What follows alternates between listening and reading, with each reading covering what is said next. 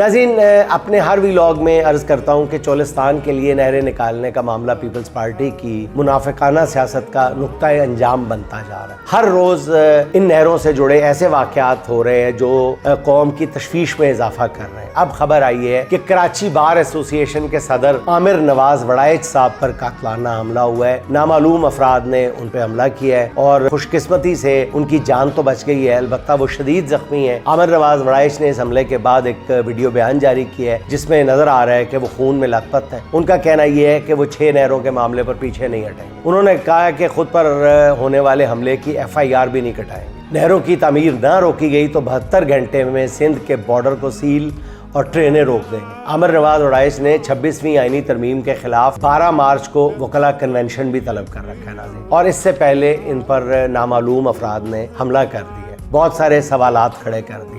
हैरानकुन बात यह है कि पीपल्स पार्टी की सिंध हुकूमत इस मामले पर मुसलसल खामोश है। नहरों के खिलाफ एहतजाज सांगड़ हो या सखर में या फिर नवाबशाह में मुजाहरा हो, सिंध पुलिस मुजाहिरीन पर हमलावर हो जाती है। अजीब बात नहीं? हालांकि हुकूमत सिंध भी बज़ाहिर नहरों के खिलाफ है, फिर भी सिंध में नहरों के खिलाफ एहतजाज की इजाज़त नहीं है। ये तर्ज अमल नाज़रीन बताता है कि दाल में कुछ काला नहीं है, दाल ही काली है। आमिर नवाज वड़ाइच पर अब हमला करने वाले अगर ना पकड़े गए तो फिर सिंध हुकूमत जो है उन पर जो शकूक व शुबात हैं उनमें मज़ीद इजाफा हो।